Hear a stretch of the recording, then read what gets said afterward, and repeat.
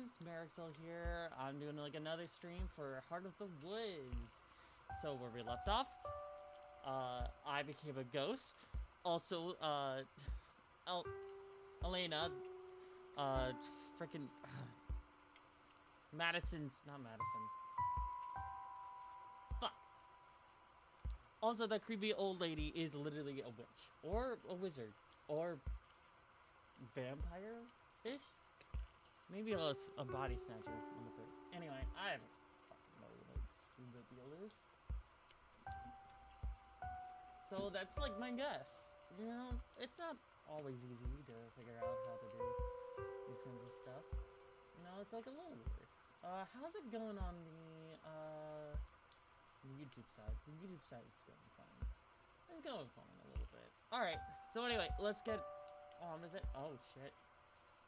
No! Come on, not my face again. Okay. I gotta stop doing that. Anyway, so we're going back to my stuff because because now I can take it off and I don't have to worry about it. So, Mary's back! Yay! Chibi Mary. So everyone's doing good? I'm gonna say yeah. Anyway.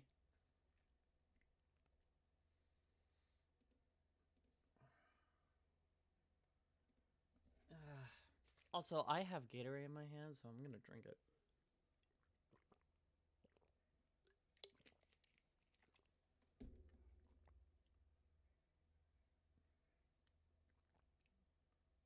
Where the hell is it?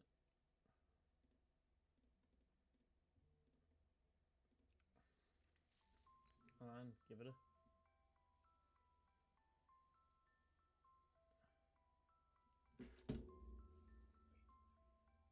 Alright.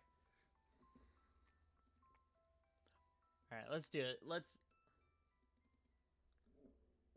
Fucking... Load. Okay. So, alright. Let's get back to it. I'm just probably gonna shrink down a little bit. Shrinking down is... Yeah. Yeah, it has me. Alright, let's begin. All the time I've been spent here in the church or exploring the woods with Abigail, I tried to, Oh yeah, Abigail can speak, which is very nice, and she's very sweet. Also, might probably fuck a ghost. Who knows? Well, I'm technically am a ghost. Maddie is a ghost, so...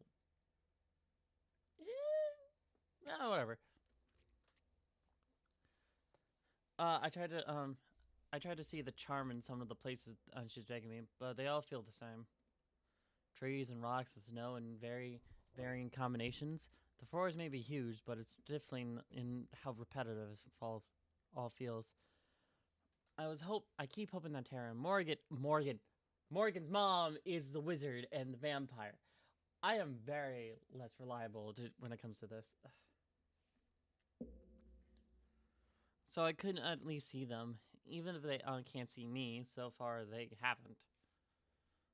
I look around the church, expected to see Abigail like usual, but she's nowhere to be found. I can hear her, though, from just outside the church, singing. I move through the doors to watch. Oh my god, she's just a couple of feet away! Am I... Okay. Just a few feet away, she's standing there on her She's hanging like a noose! Back into the church, her arms outstretched, but not fully. She sways softly as she sings.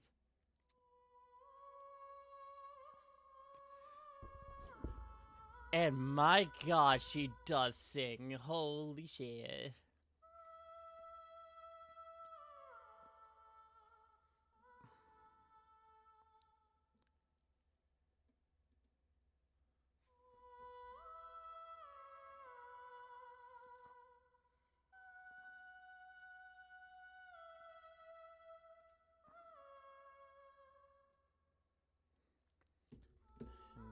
It's unreasonably beautiful.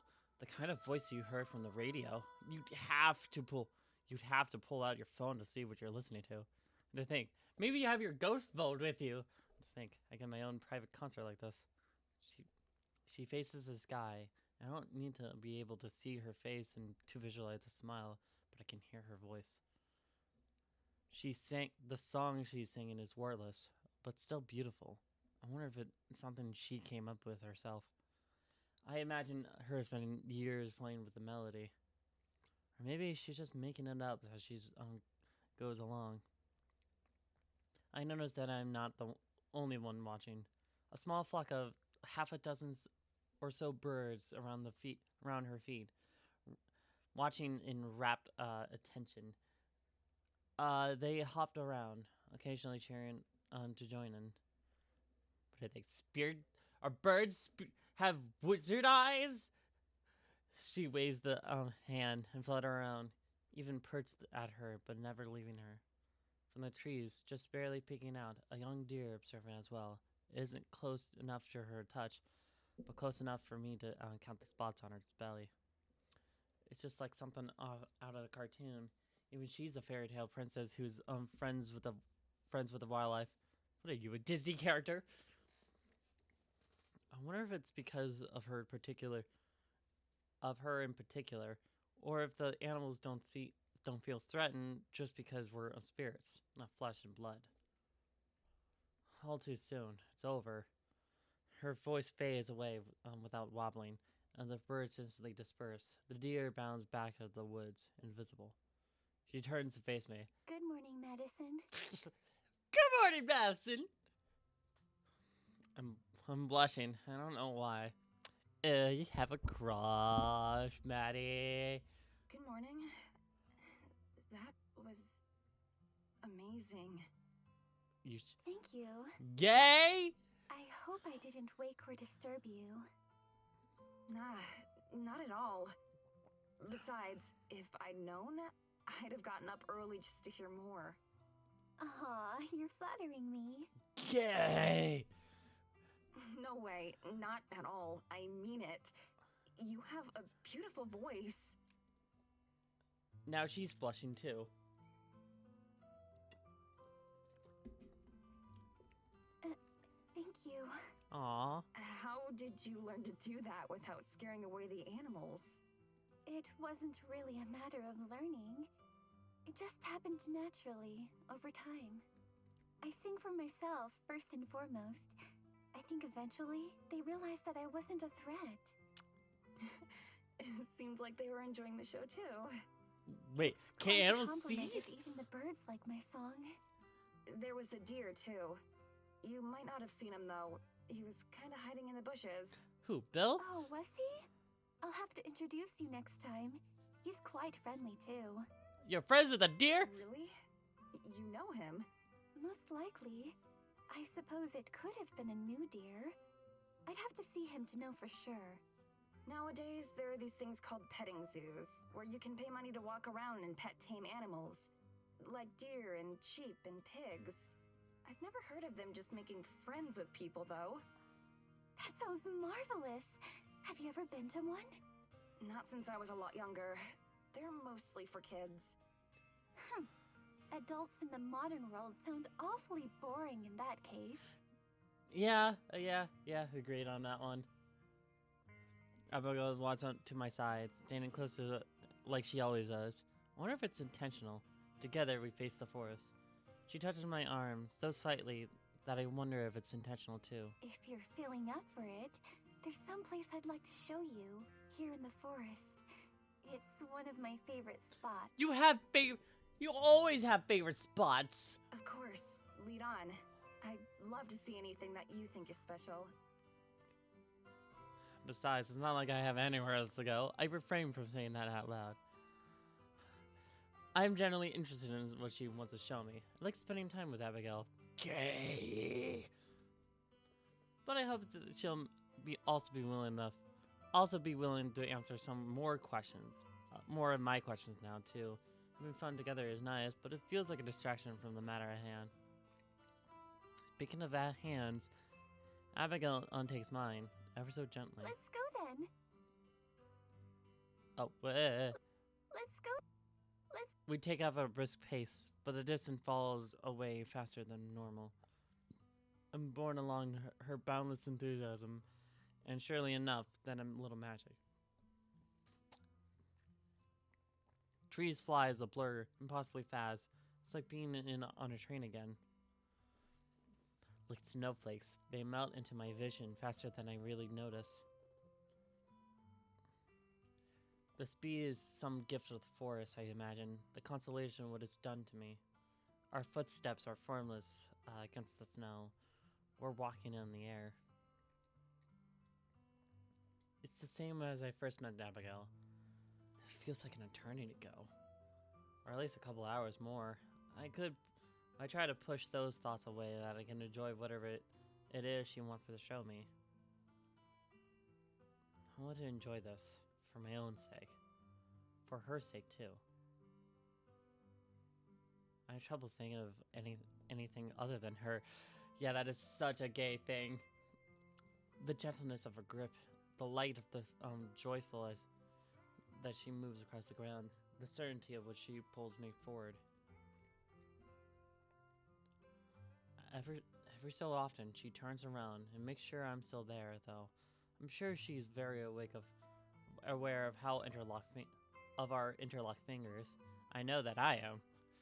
I guess I can add that ever-growing list of feelings of sort-throughs. Yeah, I gotta push through those. But most importantly, you should probably have that in front in order to make out with a ghost. The forest shifts even faster than it did a few days ago. When I went to visit the spirit, it changed too fast for me to even keep track of any reference points. If I try to focus on one spot too long, I get a little dizzy. So I stop focusing on that and just go with the flow. Eventually, Abigail slows our pace and passing through the forest refers to a normal rate as well. At first glance, it seemed like any other part we visited, but when I look closer, I started to notice a few small differences. Some trees are devoid of snow, with piles of it beneath them, as if someone brushed them clean.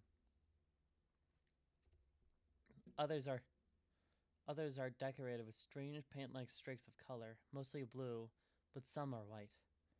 In other trees, icicle dangles on the branches and give off a strange glow. When I approach and examine one, the glow dims. Abigail pays no mind.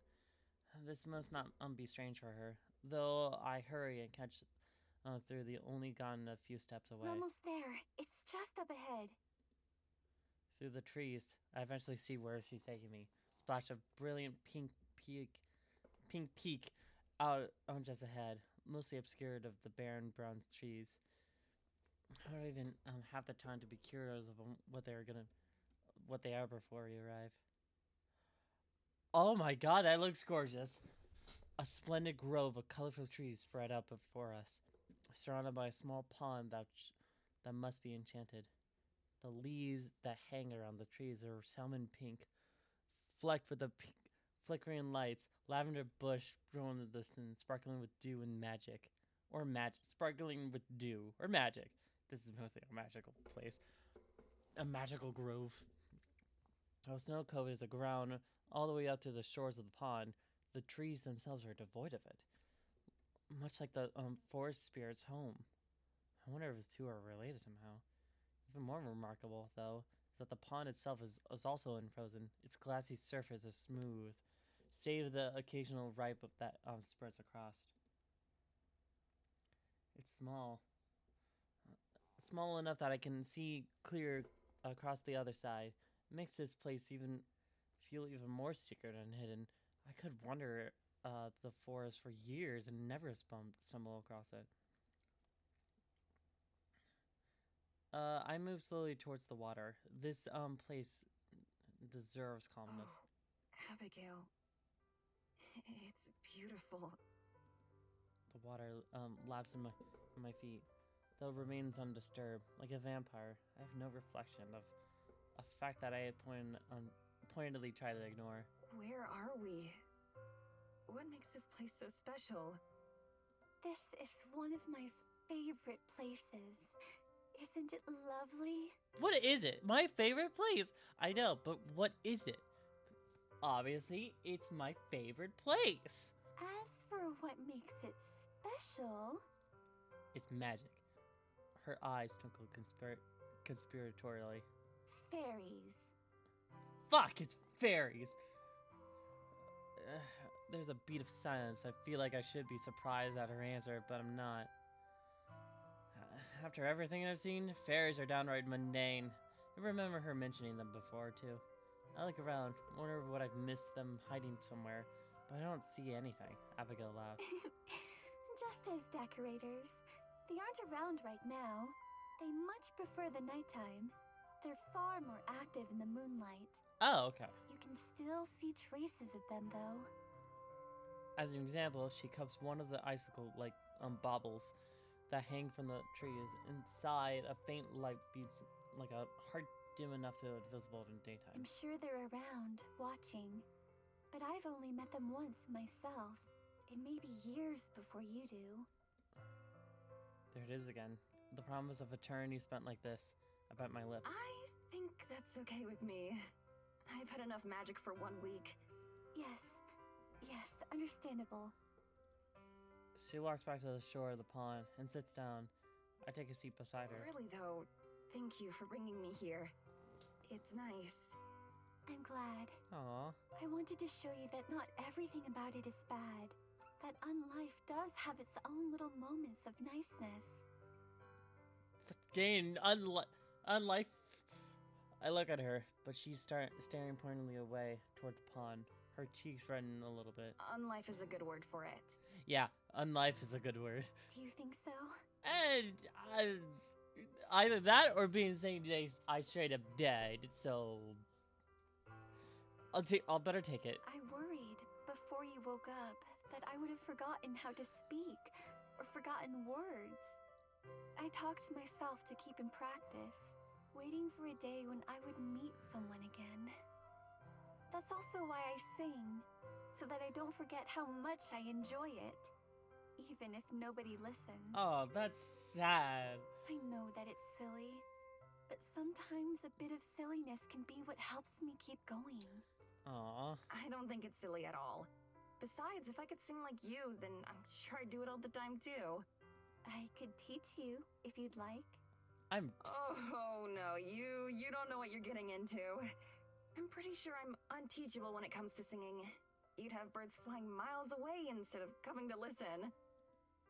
She laughs. Come now, I'm sure it can't be that bad. I knew nothing of singing when I first started. I simply practiced and practiced. Everything gets better with practice and time. I'm terrible. Have you seen me at karaoke? The fuck is... What is karaoke? Oh, shit. It's kind of like a get-together where you get to sing songs. Oh, what joyous! Whenever these are very... Maybe I can play these kinds of songs. I would say it's a little bit of a culture shock for you. My singing voice has got to be the one exception. My middle school choir teacher even told me there was no way I could ever be a singer. It was only one of the most traumatic days of my 12 short years back then. In all of existence? Out of everything. In that case, I suppose I must hear it, just to know. You can't promise something like that and then not demonstrate. No way. Not happening. What if we sang a duet? Definitely not. No. Oh, you're no fun. No, this is for the sake of your own safety, Abigail. She playfully swipes at my shoulder. Are there any instruments that you do enjoy? Any that I've heard of, that is? A guitar? There's a guitar, damn it. Piano. I've taken lessons since I was a little girl. Piano? Oh, wonderful. Yes, okay, I got it right.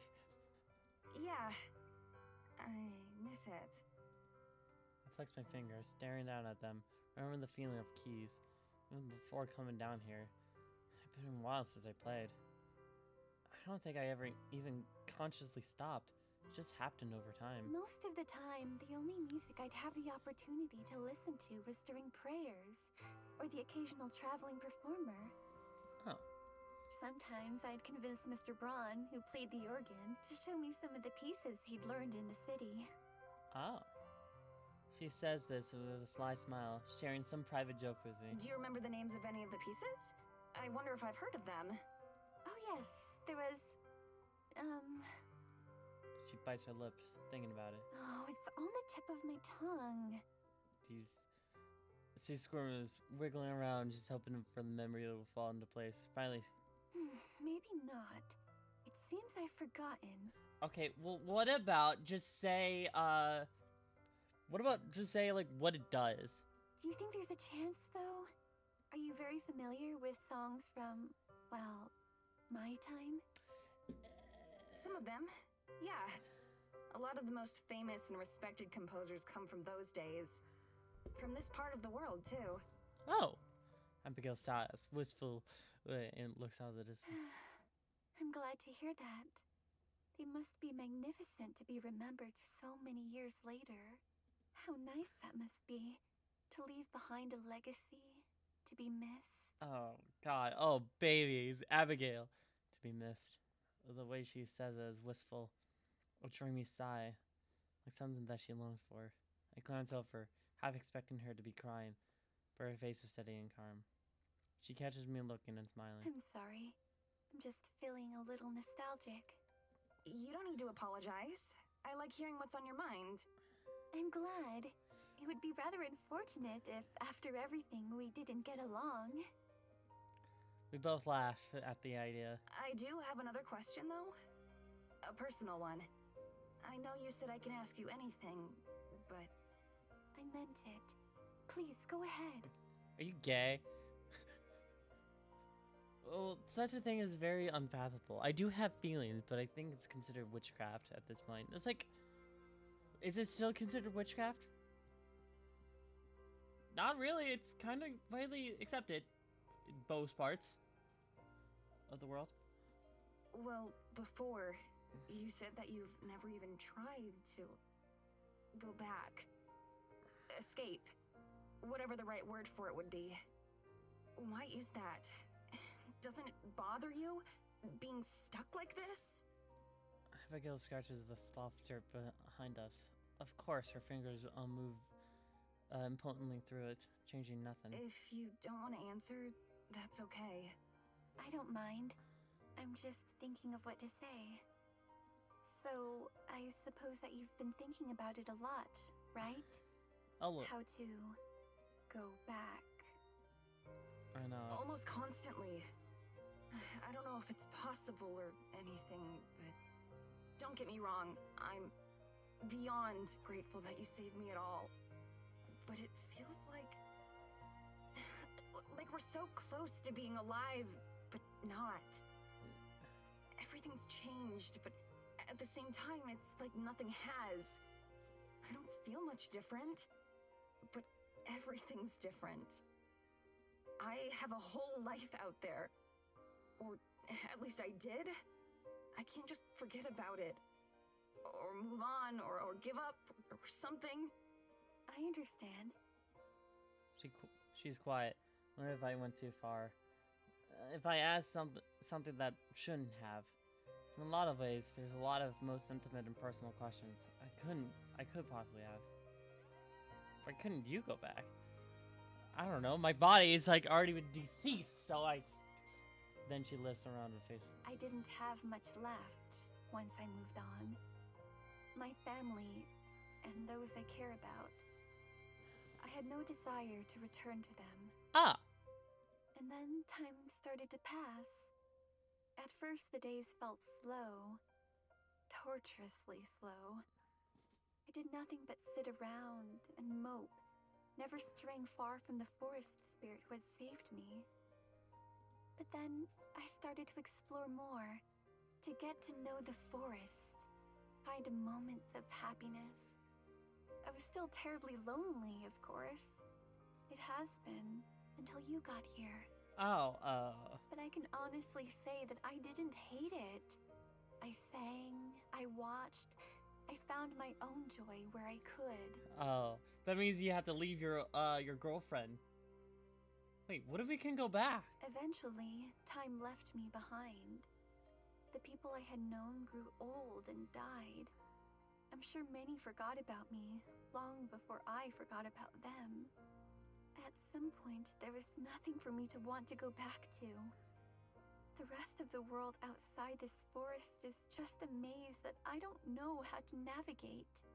Here in the forest, I know nearly all there is to know.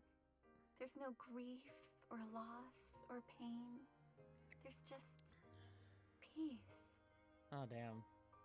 Before I can respond, she stands up, brushing away the imaginary dirt on our ground. Would you feel up for another walk through the woods? Perhaps this time I can show you where the wisest, most handsome-looking owl nests. It's been so long since I've said hello to him. She offers me a hand. I take it, the most obvious subject chain. And the obvious subject chains, and she helps me to the mic. Sure. Let's go. How about, fuck it, we come back with me, so that we can go and experience the world around us. With a smile, she leads me back towards the trees. So many of the conversations that I have with Abigail are painful reminders. Either the years of solitude she endured, or what I was looking forward in my own future. But maybe I'm very certain one thing. I'm glad she's here with me. We're going to Morgan! Oh! But can we spend time with her? With Tara!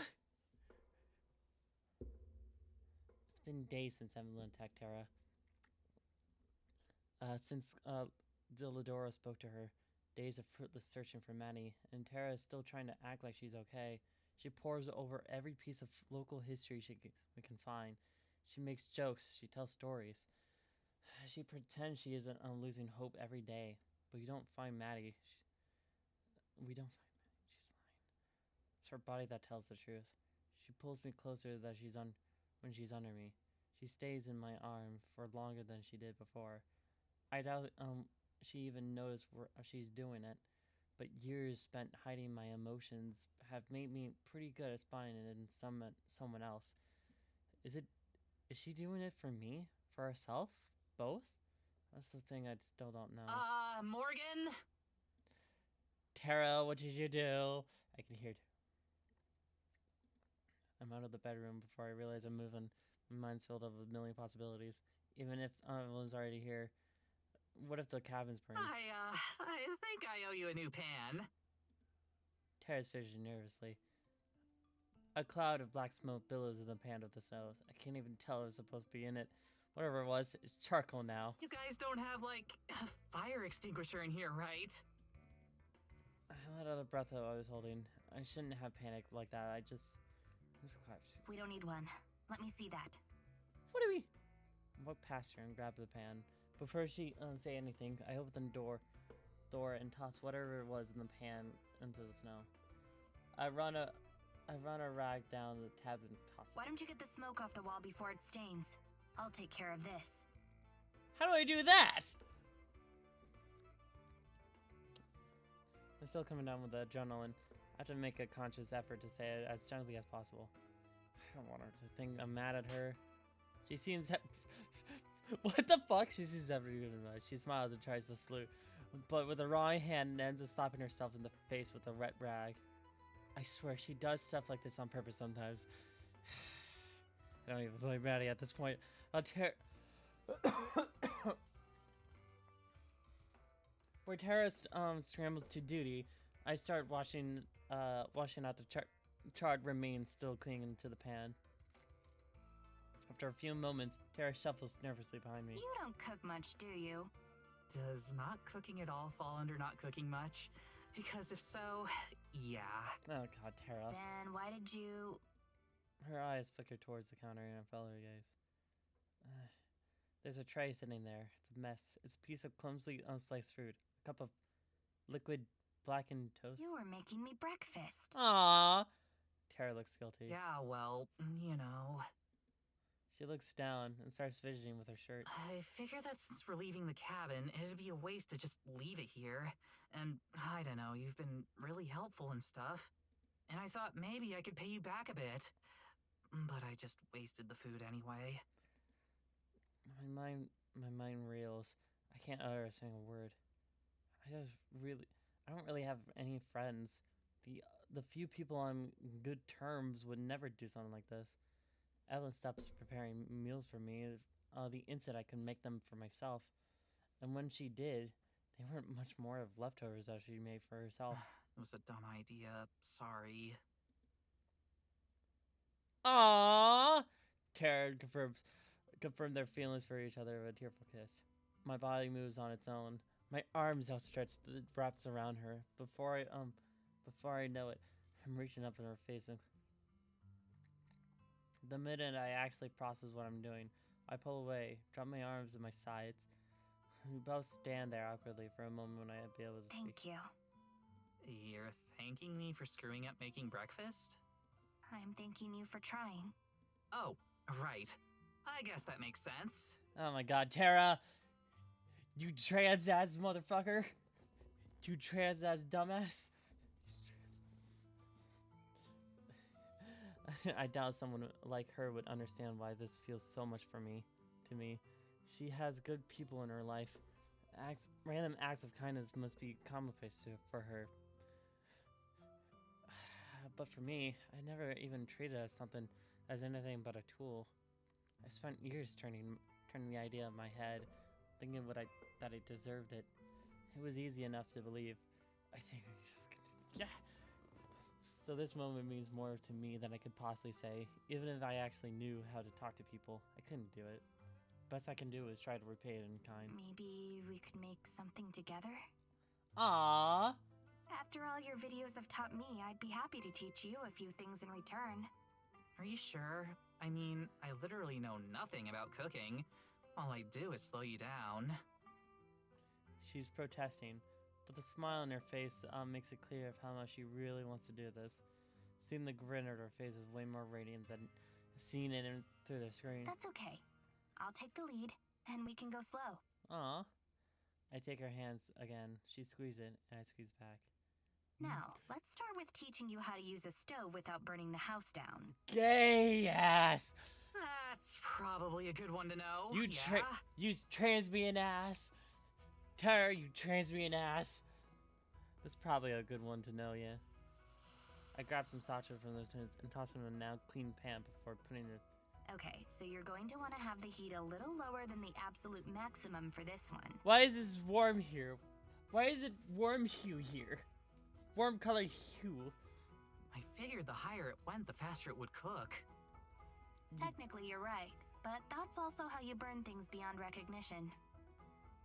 I move behind her and put her hand on the pan handle, pressing against her back to move her hand. Keeping it in motion is a good way to make sure it cooks evenly. Right, cool. I take her through the basics. She handles the starches surprisingly well. It helps that she's eager to learn. After the sausages, we move to toast. Then coffee. She's sloppy, but she makes it work. You're doing great. I'm impressed. Well, doing it with you is a pretty effective motivator. Aww. Very subtle. When am I anything but? Yeah, that's agreeable, Tara. We finish up the eggs, then sit down and eat. She powers through her meals, finishing before even halfway through. Holy shit! That was so good! Looks like you're a better cook than you thought. Oh, please. That was like 25% me at most. But thank you. I definitely learned enough to surprise Mads when she gets back. The mention of Maddie instantly sucks some of the joy from the room. Nice as this has been, I know it's only temporary shelter from the cloud that still looms over. Her smile doesn't falter at all, but I can see her eyes twitch slightly as she speaks. I wish I could think of something reassuring to say. I try to agree with her, but I know how hollow. But once again, she pushes it back inside. I know how that feels, although I have a much harder time smiling after. And the best part is that we don't have to wash any of the dishes since we're leaving after this. We're washing the dishes. Oh, come on! She drags herself to the sink. I remain seated. A few seconds later, Tara Repeats casually. Hey, quick question. It should be okay if we leave Maddie's stuff here, right? I'd hate for her to come back and be missing all her super important films. It should be fine. With us out of the way, Evelyn won't have any reason to focus on the cabin anymore. Hey, Morgan, can you come here for a sec? I jog down the hallway and find her staring at a hefty black bag. What's that? It's Mads' camera equipment. I was just thinking that maybe we should shoot a video before we leave. Like, film an episode? Not quite. More like a summary of what's happened, for reference. Kinda like a black box in a plane. That way there'll be a record. Something that could help anyone else who decides to look into this. A dead drop. She flinches at the term. It's probably a bit too morbid of her liking. It's worth a shot. I can help you film it. Are you sure? That's a professional quality camera. Even I don't know how half the shit it does works. That's Maddie's domain. I'm sure I can figure something out. It can't be too hard to get the basics down. Oh my god! I grab the bag and sling over my shoulder. I grab the tripod with any other. Alright, let's get to work.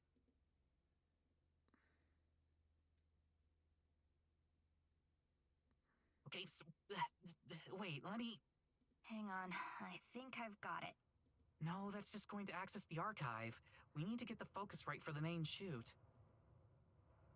Things aren't going well. Neither of us can figure out how to work the camera. God damn it! Where was Maddie when you need her? My only contribution is being getting into the tripod.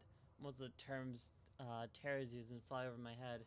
She claims that Maddie's the one who knows all about how to make it work, but even her limited understanding is worlds away from mine. I'm sorry. I wish I could do more.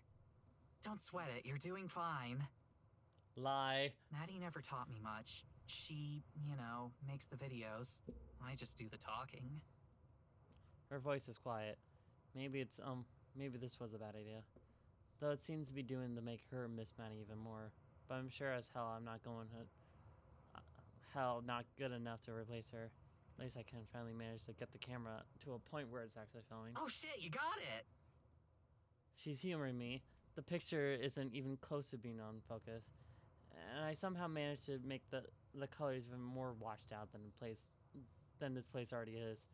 It doesn't look like the most recent video. I can do better. There are still settings I haven't tried. Tara claps me back. It's a bit too hard, but it's... Don't worry about it. The stuff is confusing.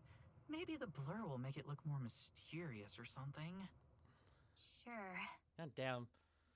She leans against the tree in front of the camera. On her signal, I hit the record and give her a slight nod. Hello, everybody! Welcome to a very special not quite an episode of Paranormal. We've had a lot of crazy shit go down in the past couple weeks, so Morgan and I are putting this together to make sure we don't miss anything. Who's Morgan, you ask? She's our inside woman, as they say. We wouldn't have found any of the stuff I'm about to tell you about if not for her, and she's been a hell of an assistant, too. Mads would be manning the camera right now, but, she's not here right now. It's complicated. Her voice dips in a moment before launching back into professional cheering. So, where to begin? Well, I suppose I should start with a little story about a spirit, also known as the only time I've had fun in church. She launches into her story without having it take a moment at the board and think about it. I feel like I'm watching her transform in front of me. Her uncertainty is gone. Her anxiety is gone. That melancholy she had inside of her since Maddie disappeared is gone. It's like she's glowing. I wish I could tell her how wonderful it is to see, but I know I'd never be able to say something like that. Anyway, that's pretty much all we have right now. Hopefully Mads will be back soon. I hear her voice shaking in the fraction of a second. She corrects it instantly, but I know I heard it. I'm not gonna lie, there's some bad shit out here. Maddie got caught up in it somehow, but it's nothing that's gonna last. God damn. Am I in danger too? Sure, but that's nothing new for me. You're talking to a girl who nearly got eaten by a bear because park rangers suck at their jobs. I'm just making this so we don't have as much to go over when we find her. The dry air out here is killer on my throat, so I could use the help. She coughs loudly. I'm not sure if it's real or just an emphasis. And Evelyn, if you find this, know that we're gonna make you pay for what you did. I... Her voice breaks again. Her time is unmistakable. She takes a minute before she starts talking again. Her voice is shaky. Her face is a strange expression I've never seen. I'll do whatever I have to do, you know? If you're watching, I want you to know that. Fuck you! Can you just give me my friend back? Can you just do that now? Also, fuck you, Evelyn. I'm gonna haunt you for the rest of your days. That's something I would do. Terror begins to flow down Tara's cheek, and she begins to crumble as she can. I'll do anything, I swear. I don't care if we don't find any more evidence. I don't need anything else from this trip. I just want Maddie back. I can't just watch this anymore. I leave the camera and run her inside. I throw my arms around her. I feel like... I'm sorry, Tara. I'm so sorry. I run my arms higher as I feel her legs give out. All I can do is her upright as she starts to soften. Unease settles in my chest. I have never had to do anything like this before, but I have to try. I have to do something. But there's a multiple choice? What do you mean there's a multiple choice? Oh, no. You never got me to this point.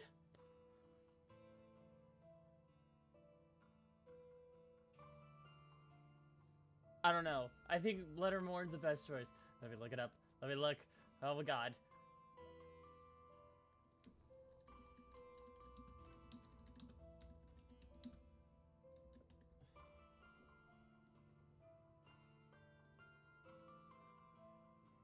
No.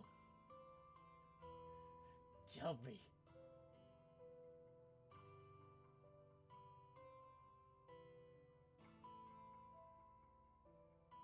Sacrifice? Wait. So 3 different, but this guy you'll be able to unlock them all, as well as all the...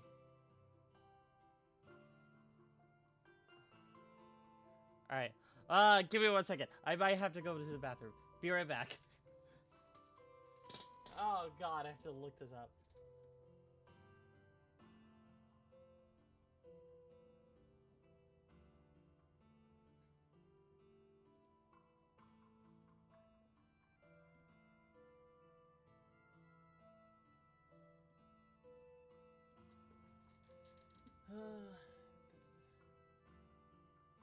Hold on. Give me 1 second.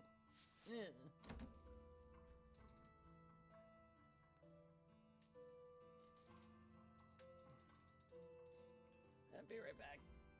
I gotta go to the bathroom.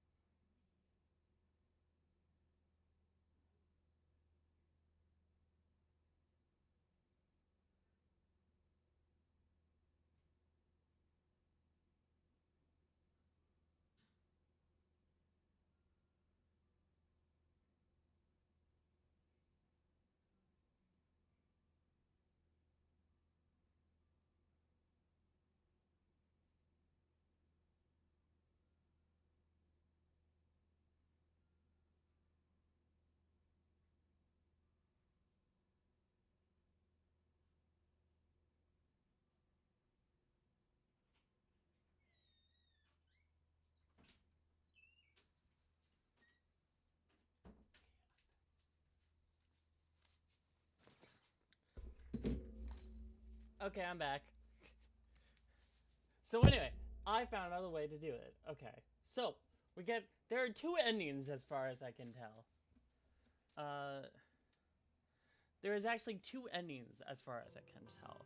There's like two bad endings and there's one good ending, as far as I say. So I know how to do it because I want to do the good ending, and god damn it, I want them to have Yuri.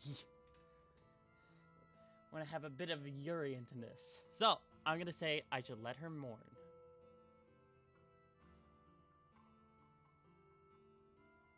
Everything that happened has been my fault. There's probably nothing I can say that would make up for that. Maybe I shouldn't say anything. Just hold her like this. Physical comfort is all I'm good at, after all. I'll take care of her. It's the least I can do. I lower her down to the ground slowly. I don't feel... Take your time. Getting it out will help. This is all such bullshit. Why would she take Mads? She wasn't causing any trouble. Nah, she was just having sex with, she was probably having sex with her. No, it's probably because Mads was gonna have some sex with a ghost. It's probably good. She grabs that handful of my sweater, and where she hands, rests against me. I won't stop her. I could have helped her. I could have talked this out with her, but I didn't. And because of that, I squeeze her hand. There's nothing else I can do. I give up. I'm thinking, something to say. I'm better at saying nothing anyway. I should have let her stay home. I should have listened to her when we were out here. She pulls away from me and sits down to the snow. Then she smiles. It's bitter, broken smile. The kind of smile that only forms when she don't know what else to do. I just keep ruining things, huh? Tara, you aren't the reason the two of you came here. I was. This is on me. She has the right. She has to know I'm right deep down. I don't want her to hate me, but I'd much rather she hate me more than she hate herself. Honestly, just hate Evelyn on this point. I would say hate Evelyn. Yeah. No, I shouldn't do it. Probably the most healthy option is to put the blame on Evelyn at this point. Yeah. So I told her, and I hold her with much tenderness as I can, and then she breaks into heaving sobs on my shoulder. I feel her body rocking with loss and pain, and her hot tears that fall and freeze in the ground below us. I let her feel the extent of her grief. It's a pain that I can never understand. The pain of losing someone important to you. Me and Tara, I've only just started to know what that bond is like. But I can't compare what she has with Maddie. Tara's wailing grows muffled as she buries her face on my chest and hugs me tightly. Hesitantly, I stroke her hair in return. Time passes. Eventually, Tara goes quiet. She sniffles and shakes in my arms, but relaxes with each breath. I never found any words to say. We sit there together. Until finally, Tara lifts herself from me. Her face is red and puffy. We smile. I start to pack up the camera as she cleans herself up. It seems like this might have... I'll probably just leave it be and head back with her. But but one thought keeps burning in my head. I have to tell her. Tara. I'm going to make sure you get Maddie back. No matter what. She stares at me as I spoke to her in another language. Then she finally gives me a smile that she doesn't have an ounce of sorrow in it. I know. If anyone can, it's you. Aww. I'm not sure what she means by that. But she's not thinking the same thing that I am. She probably thinks I'm just talking big. Like I'm a brave knight about to kill a dragon. I wish that was true. But I'm just thinking about the one way I know I can save her. The way only I can.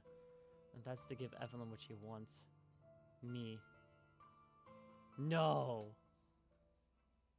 Oh, don't do that. We don't talk to the right back. Tara doesn't even fidget. I figure the wet pants would make sitting harder than it already is, but she's completely still.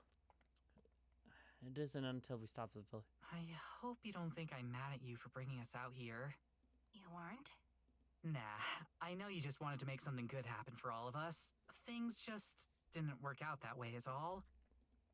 Besides, Her voice trails off into mumbles. After a moment, she takes a deep breath and coming here meant I got to meet you. I'm sure as hell not complaining about that. I'm sure you've met plenty of fans in person. Yeah, but you're not just a fan. Not to me. You're a lot more than that. Oh, gayness! What are you saying? She suddenly looks away from me. And says, oh, wait, you know what? I forgot to do this. God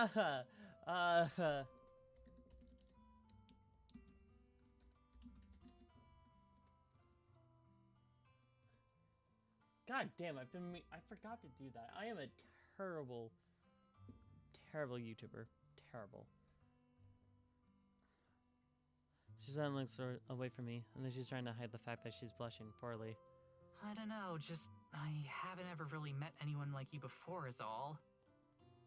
For a moment, strange thoughts filled my head. I wanted to say more than that. I don't know what I want to be. I just want more.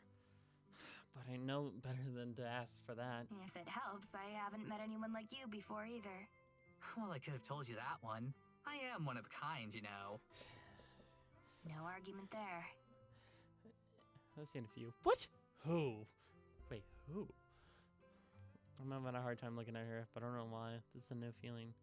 I pushed it away and reached out on the carriage door behind. Instead, there's a weird air in the carriage now. Let's get inside. We still gotta figure out how much of your stuff we can fit in my closet. I mean, I could just leave some of my clothes on the floor. That's what I do at home. Not happening. I like being able to see my floor. Can't blame a girl for trying. I can't help but laughing. She laughs too. She's going to be okay. I know she will. I'm going to make sure she stays that way. Oh, god damn it. Stop being a sacrificial lamb, Morgan. And then plow that girl. By now, I've all given up on being able to see Tara again. But I can't abandon the idea without at least trying to get through to her. She deserves to know that I'm okay. Or at least okay as I can be, given the circumstances. At first, Abigail was hesitant in interacting with other people. I don't blame her. After 2 centuries of solitude, talking to 3 complete strangers within the course of a few days would be a pretty jarring shift. Despite that, she understands how important it is to me. She also warned me that we can't venture too far from the village itself. Far in the village itself. The magic of the forest still extends so far, and there's no telling what could happen to us if we were past it. The board of magic isn't clear cut, so she made me promise to stay close to her, just in case. I really am lucky to have someone as company as her with me. But if we fail, it means a lot. It means a lot if she's willing to try. I try to fill her with what to expect from Tara, Morgan's personality, doing my best to be as charitable as I can, telling her how likely Tara is to completely flip out when she sees a ghost. When she's fully prepared, we make our way in the It's empty. There's no trace of... All Tara's things are gone. It's an instant relief. It feels like a planned exit. Did you find something, Madison? I can't help flinching at Abigail's floating as the wall next to me. Incorporatedly, one of those things I haven't been able to get used to. I think so. It seems like the 2 of them went back to the village. I don't even entertain the idea she went home early or anything like that. It's not as... Do you think so? That sounds like it would be dangerous.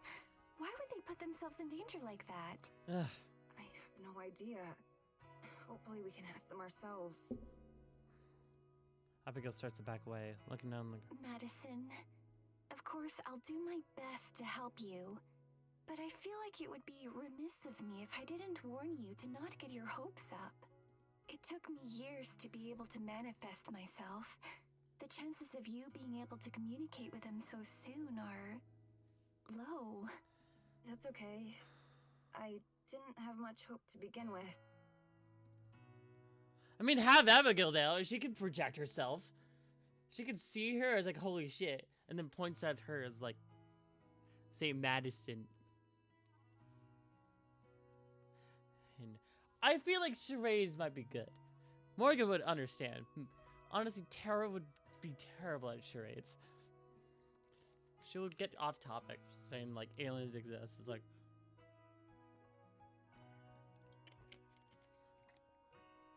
I don't like being dowered by things, but I don't see what else. How else is supposed to feel? She looks stricken by my words. I hastily tried. I mean, hey, you never know. If you can do it, maybe I can come along with you. The two of us together are bound to be able to accomplish more than we could on our own. Together. She looks down. Grab and hands flutter her gown. She agrees to come with me before it seems like she's having a second thought. What's wrong? It's just that accompanying you would mean returning to Eisenfeld again. I haven't returned since, well... Oh no, I never thought of asking about that. I tried to avoid talking about her death as much as possible. Strange as it sounds, it feels like it would be rude in a way, invasive. But I thought at least last check with her, suggesting we make our way down here. I'm sorry, Abigail. I didn't mean to...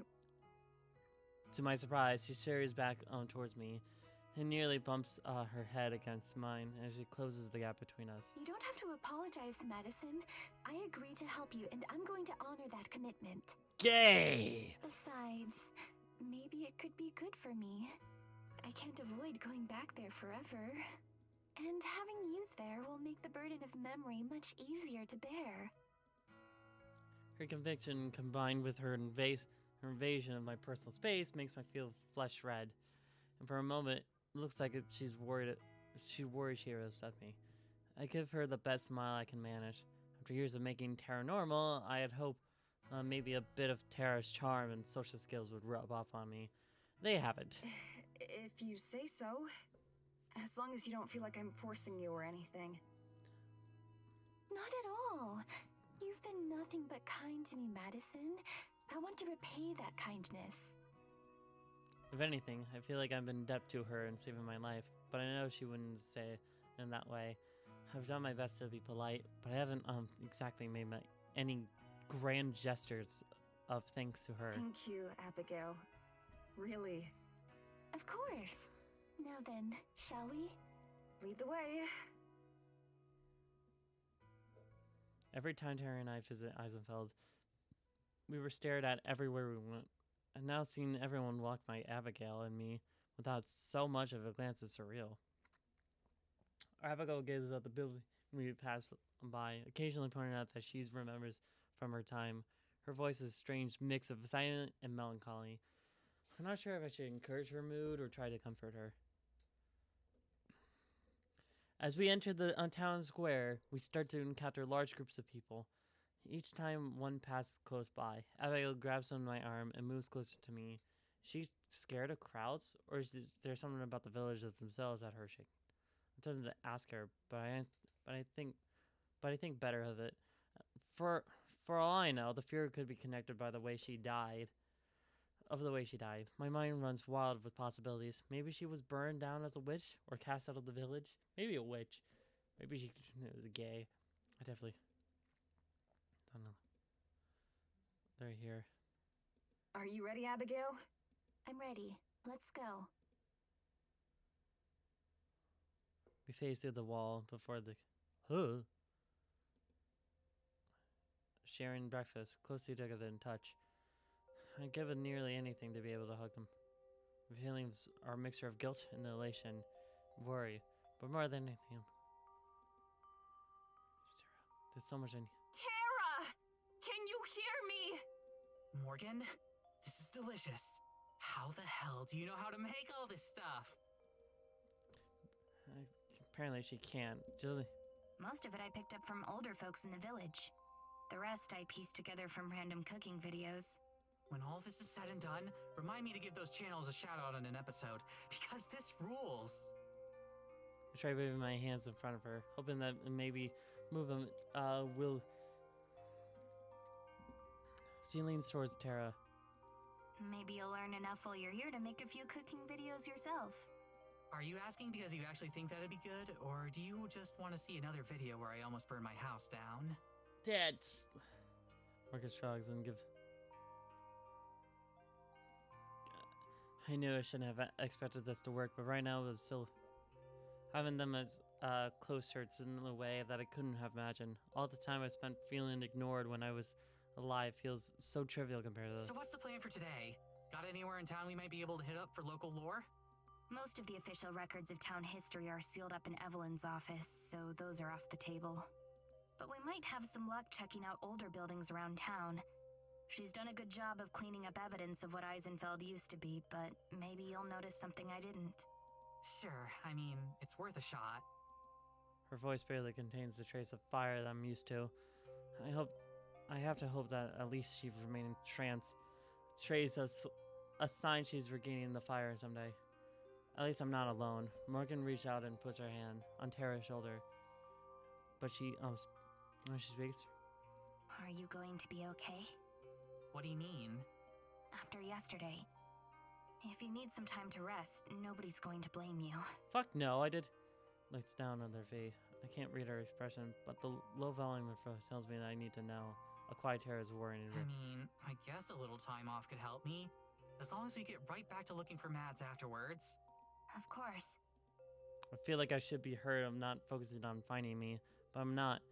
I'm just glad that she's got someone with her to keep her and burning herself out.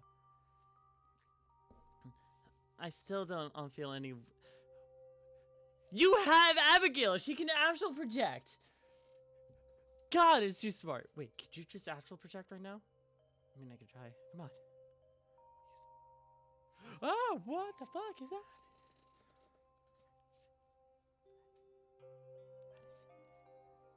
I don't feel any kind of power with that, and I could use manifest myself. Abigail is my only hope. I can turn on her, trying to keep my voice. Abigail, do you think you can manifest? Even if I can't reach them, maybe you can. Abigail nods, but she frowns. My heart isn't exactly soaring, but I can. I'll try, but whatever power I had that allowed me to appear to you has felt much weaker since I used it to save you. Close your eyes and start lifting out the ground as I watch. As it bends around her, a line pulled aside that she's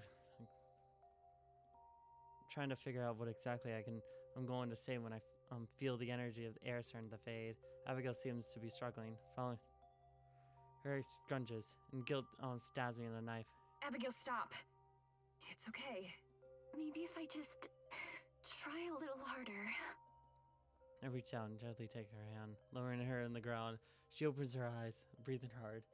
As much as I can see Tara, it's not worth making the. It's okay. I promise. We can try again some other time. Faintly nods as Tara off some of my feet. Her hands ball as if it's a hand. I'm so sorry, Madison. I don't understand why this is happening. God! Plot contrivances! God damn plot contrivances! God damn it! There aren't any rule books for this sort of thing. I don't blame you for not knowing about things most people think are impossible to begin with. This is one that I'm feeling takes a backseat in the corner of Abigail's well-being. I've already put her through a lot to make her come here, and we knew beforehand that this was a long shot. I'm just happy I got to see them again. Are you sure? I'm not. But I know that if I tell her that she'll want to try again. I'm sure. You've done more than enough by coming with me. I look back to Tara and Morgan. Maybe taking what I pray isn't my final glance at them. To my surprise, Tara is leaning against Morgan's shoulder while Morgan's arms is wrapped around her. Thank you. As messed up as all this is, I'm glad that you're the one helping me get through it. Tara's voice is soft, and it carries a vulnerability I don't think I ever heard. Same here. We make a good team. Stop it! Tara raised her head and looked up. We should have a team name, like the Dream Team or something. Gross, no! We'll work on it. Yeah, you better fucking work. I already feel like the feeling that the two of them had something going on before all this happened. Yeah, I'm not that surprised. If I'm honest, stuff like this happened before with her. It was always the one night stand or some quick fling. Never the kind of thing that would merit real vulnerability. Then again, she's never been in a situation like this before. Maybe losing me brought out part of her that I've never seen she had. As if in the response to my thoughts, Morgan leans towards and kisses Tara. It's a lot more than a simple peck in the lips. There's something deeper. So deep, in fact, that I have to turn away. It feels wrong to spy on them. Next to me, Abigail was also turned away. Her face was so bright crisp and her hands are... I didn't know they were those feelings. I didn't stop to consider that this is the first act of intimacy she's seen in 2 centuries. For all I know, this will be the first time she ever seen 2 women kisses. Oh! You okay? She looks at me suddenly on... Yes. I'm okay. I just wasn't prepared for something like that. In what part? In what regard? Trust me, I wasn't either. I know, just... Oh my god. 2 kissing. I didn't know you can get loud at that. And hang on. A small smile crosses my Abby's face as she blushes. Her wide eyes softening. It is nice though, isn't it? A love like that can give someone incredible strength. Yeah, I'm happy for them. I really am. Maybe this has helped her cope better now that I'm gone. But we should probably go. I feel really weird being here for this. Of course. Maybe we can try this again another time. Her words like conviction, but she doesn't protest. I have to think there's some ways to cheer her up and... Hey, do you want to maybe... Oh! Evelyn stalks and slams the door behind her. She doesn't say a word, but neither do Tara and Morgan. Tara's shaking, and Morgan places a protective arm against her. I shivered too, desperately wanted to look away, but feeling not able. Anything to get... There's a stronger part of me screaming, I need to leave, I need to get out of here, but I feel...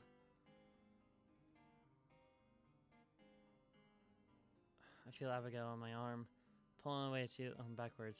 She pulls my body through the connecting walls. Presses against me, and I, just as stunned as I am, I try to keep calm and trying to tell. Passes through the door and then surely her head turns to look as we are. She's so close that I haven't seen her face. Madison! I jerked my head toward the Abigail and see that she's already started to head. It's enough to snap me out of the trance. I run onto her, casting backwards glance at Evelyn to make sure she doesn't move, but her eyes tracked us as we run. Right before I pass through. How? I don't stick around and find out what she says next. Abigail is like, and I run as fast as we can. After what I saw, all those fears are... Goddamn fucking witch! What does he have? Wizard eyes? By the time we went back to the forest, it cleared that I've... Madison, are you okay? How does he see us? She puts her hands on my shoulder. What is she, magic? She's probably magic. Damn it! She puts my shoulder, pulling me closer to her. Her head throbs painfully as she's is shaky, but her own touches grounds me. I'm not sure. But I'm a lot better now that we have some distance between us and her. Oh, God. Like, backwards and towards her, half expecting her to come flying as, like, some kind of demon. She saw us, Abigail. How is that possible? The ground, and I wish I knew. Madison, she said something to you before we left, didn't she? Yeah. I didn't catch all of it, but I think I know what she was going to say. She looked shocked when she saw us. Confused, even. I think she didn't know about us being out here. Abigail's voice is barely above the whisper as she speaks. Her face is drained to the color. But now she does. Fuck! The message is clear. As long as Evelyn is in Eisenfeld, we can't be. I'm sorry, Tara. I'm sorry, Morgan. But looks like you're on your own. Fuck! Oh, we're on the Abigail's point of view. Oh. Shit, I gotta say, like, a very, very serene voice.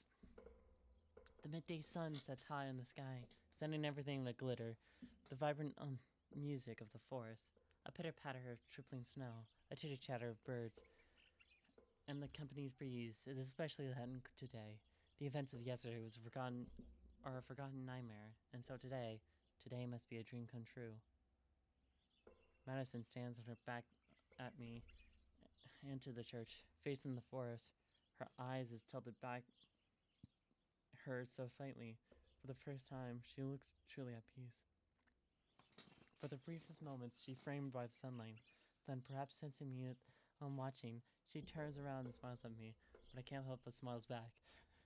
Without a doubt, the past several days have been the happiest of my extraordinarily long existence. Good morning. Did you sleep well? Yeah, I did. It's getting a bit easier. That's wonderful. I know that isn't true, that she tossed and turned and sighed until early in the morning. I know, but I understand. Whatever it takes her to feel more comfortable, more at home, I wish I knew how to help. For me, sleeping was the last thing in my mind after I passed. I explored endlessly, backtracking over and over again until I knew every step of these woods. I made the most of the situation as best as I could, and rather well, I do say so myself. What would you like to do today? Let's go back to that forest clearing. The one where the fairies live? I'd like to see it again. My soul sings. That out of everywhere we've been, that would be the place she wants to return. She rested her head. I rested her side, drawn her presence like a magnet. Simply being near her makes me happy. A part of my mind screams at me that I don't deserve it. You fucking gay ass! The way that she doesn't deserve to be so miserable. Still, I put on my brightest smile as I could touch her arm. That sounds perfect. I'd like nothing better. Aw. Shall we go now? Yeah, sure.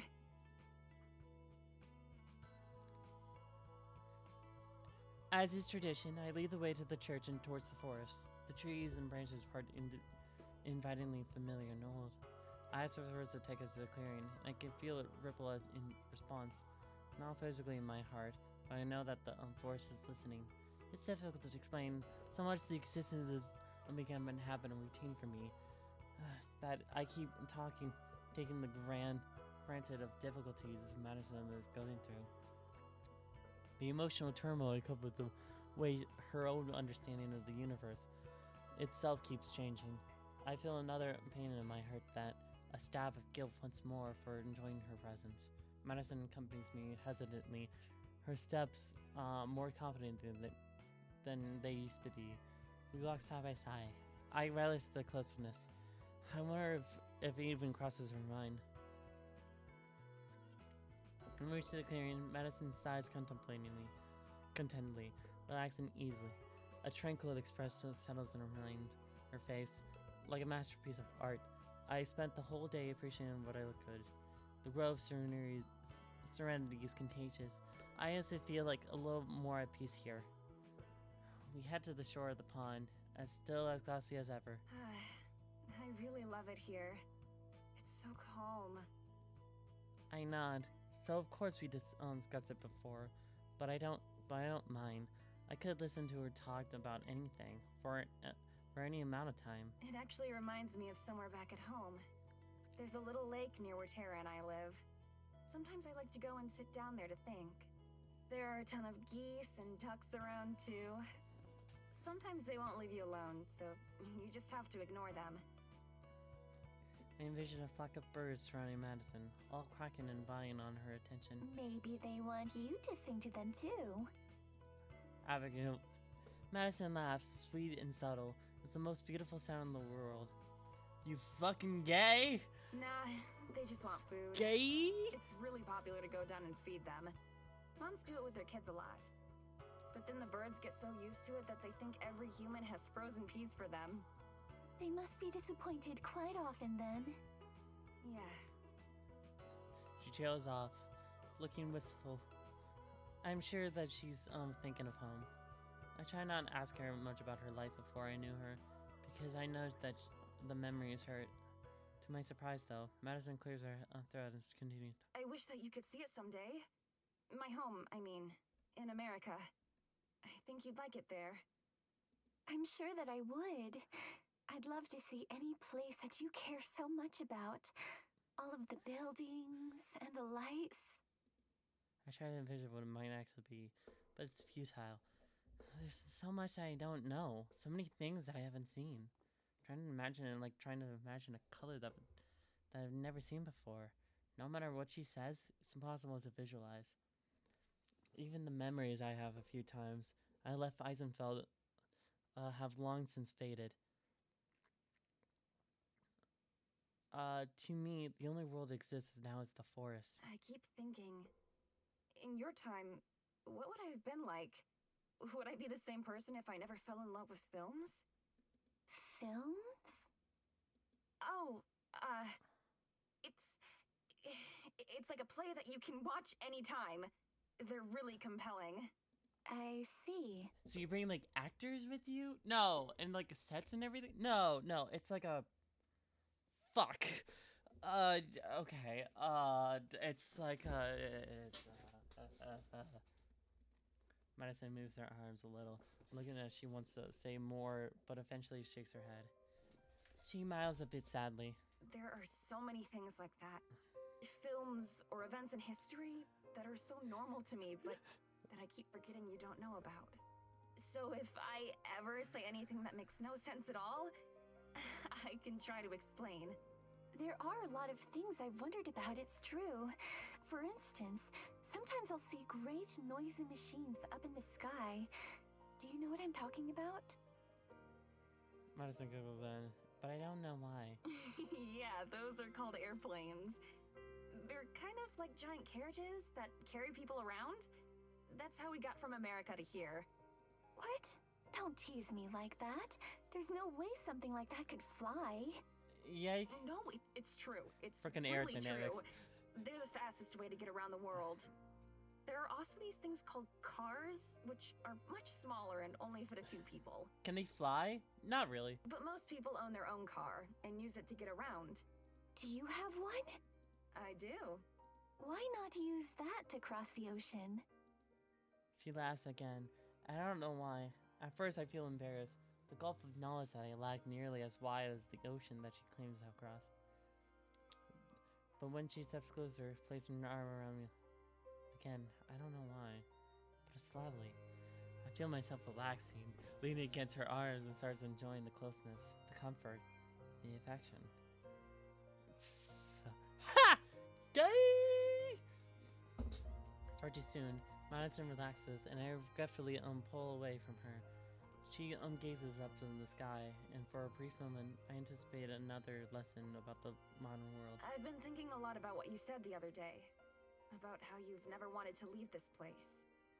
Yes, I'm far too cowardly for that. And in many ways, and in many other ways too. I don't think that's cowardly at all. It's difficult to leave behind what you know and what feels safe. In fact, it's really scary. I know that the two don't really compare, but before I decided to quit Terra's show, I felt the same way. Like I was afraid to leave, just because I was so used to it being part of my life. But I decided that if I wasn't happy with how things were, that I should just take the risk and change something. Everyone has those worries, though. That doesn't make you a coward. Madison half smiles, and the side of her mouth curls up and... If we ever do find a way out of here, maybe you could come back to America with me. She's joking. I'm sure that she doesn't mean it, or at least not fully, and yet my heart flutters at the even after everything that's happened, that she's even have concern of someone like me. She truly is the most extraordinary person I've met. And as happy as her offer makes me, it hurts like a knife in my heart because I know that it could never be. I wouldn't deserve that kind of happiness anyway. Still, I smile back. That might be nice. Would I have to ride on an airplane? Oh, definitely. People don't really take boats across the ocean for travel anymore. Not nearly as much. Pretty much everyone flies. What? Isn't that scary? How does something so heavy manage to stay up in the air? Aerodynamics, also propellers. It's kind of scary the first few times, but you get used to it. As for how it's possible, well, there's all sorts of science behind it, but that would take too long to explain. Anyway, though, you could stay with me and Tara. We've got plenty of space. Or we could help you find your own apartment. There's a lot you'd have to learn about the modern world, of course, but it'd be worth it, and we could help you learn. Madison continues on, explaining this and that procedure we'd have to go through, and that we've overcome each obstacle. I play my part, smiling and nodding along. It's an easy role. It does sound wonderful, in fact. There's nothing like more. And though at first I thought she was joking, she was completely serious. That makes it hurt even more, because I know it's impossible. Why is it not possible? I close my eyes and hope the tears in my eyes stronger, unbidden, fortunately. Her voice trails off, and I open my... I spin around, float around. Oh! Are those the fairies you were talking about? I saw the fairies. Yes. A handful of them float amongst the trees and paying us no mind. They move like dancers, their motions fluid and in sync with each other. As one rises up against the adjacent hanging line, another fairy weaves between branches, carrying something like this hand I can't see. Though I only spy a few of them right now, I'm sure that many more is just out there sight, deeper in the grove otherwise nearby. Madison watches them with unabashed awe. What are they doing? I shrug. I'm not sure. I've never seen them out during the day like this. Usually they stay hidden in their hive until the moon is out. They aren't like humans. They're something entirely different. Even though I've spoken with them before, I don't really understand them. Wait, they can talk? Like they can speak human language? Yes. They aren't the most eloquent, but yes. I see. Shit. The only time I've talked with them was the first time I came to the grove, all on my own. At first, they have tried to drive me out, but eventually realized I meant them no harm. Since then, we haven't interacted. They're part of the forest too, right? In the connected way that you were talking about before. Yes. She makes a sound of acknowledgement, but doesn't say anything more. Whatever implications of or meanings that might have been goes unspoken. Soon, the fairies disappear once more into the trees. Whatever business that called them here finished, they go silently, not even a hum of their wings which reach us. After only seconds, we're left all alone again. They weren't anything like I expected.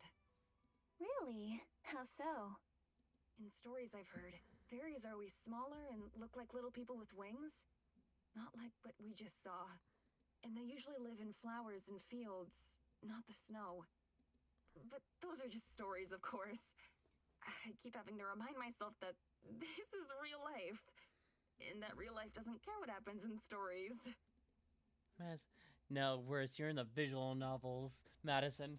Maddie looks down at the pond. Gently, she reaches the tip of her foot into the water. Of course, the water remains still, like she isn't even there. She takes a tentative step forward, still standing upon the water. It supports her effort. Her hands slightly outstretched, as if she might lose her balance and footing. She turns around to face I had an idea, actually, about getting out of here. Do you think that the forest spirit could help us? It's powerful, right? Maybe it could use its magic to make us humans again. We could even talk to it together. You'd seriously be welcome to come back with me and Tara. I'd like that a lot, actually. I can't look at her. Can't meet her eyes. All I can do is nod, trying to smile, and hoping that she doesn't see my tears. I'd like that too. Why? Perhaps it could help. There's certainly a chance.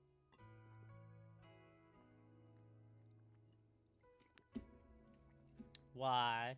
There isn't. Her face lights up. Even the prospect of leaving makes her happy. Great! Maybe we can plan together what the best way to ask it would be? I just nod again. That's all I can do. Sure. God. Can't bring myself to tell her the truth, but no matter what she asks, what she says, there's no way the spirit can grant her wish. It's not just something that can be reversed. Her mortal form is destroyed by Evelyn after I saved her spirit. God! God damn it, you're a ghost. Damn it. As far as the rest of the world is concerned, Madison Rains is no longer exists. Neither the Forester nor I have the power to remake her. There's no escape. Fuck. Shit.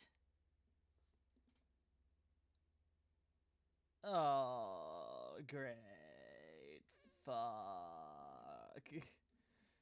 Oh. Another morning. Nothing's changed. No progress. No hope. The only difference in the morning is that Tara is still asleep. It's the first time I've ever woken up before she even started sleeping together. I'm glad that she's still sleeping. I can tell she's needs it. I slip out of the bed and dress silently. My next move is to be headed to the shop. Sticking onto routine is what kept Evelyn off our backs for now. The instant I start thinking about Evelyn again, I'm hit with a powerful urge to climb back into bed and wrap my arms around Tara, holding her a little bit longer. I don't. She needs her rest. There's still some time before she leaves. Somehow thinking about that makes me feel even worse. I try to push the thought away, but her voice does that for me. Oh shit, what time is it? God damn it. She sits up in the morning rubbing her eyes. She's still wearing her clothes from the night before, or at least the top half.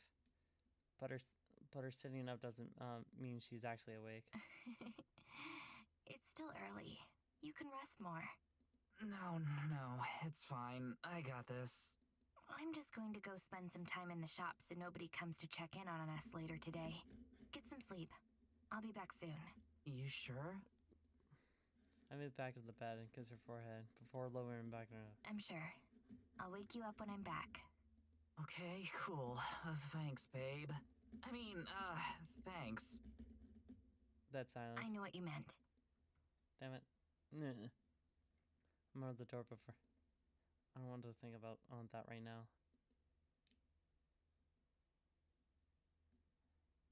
Are you? No need to rush, dear. Are you? Why is she here? Did she? Get out. But I know deep down, Demon is willing to try it, that she wants us dead. We'd be dead. I don't know why she's sparing us, but if she changes her mind, I won't get a warning. What do you want? What do you want? Her mouth curls up. Am I not supposed to take an interest in my daughter's life? I thought you had outgrown that phase. Okay. I grip my teeth and the sight of Tara's body being flung to the wall. I'm in his room in the cabin, hauntingly empty. She doesn't have the right to even pretend to be my mother. I'm not your daughter. Morgan! Morg! I already know you're the psychopath 5. How did you get out the way? Okay, stop ruining the thing. Bye. I hate letting her be the rise out of me, but there's too much many memories making me afraid of. She just sighs and only almost. There's still something inhuman about her expression. Something I've never seen. You can be so cruel sometimes. Yeah, what is wrong with the guy's eyes? Like, look at this. It's like double pupils. It's like that might be her pupil. Whatever this is. You weren't always. When you were young, you were the sweetest thing. You would never imagine the things you say to me so casually now. You would say, when's the breakfast? And when's the bitch is bye? Didn't I say that you were in when I was a kid? I said in. Didn't I remember that you told me to go piss itself? Go rock bottom in the inn? I said nicely, not meanfully.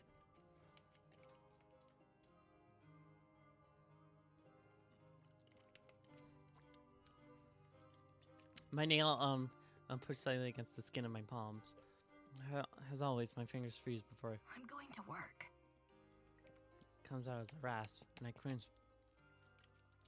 She puts her hand on my shoulders, and Work can wait, dear. I'm sure your customers will understand.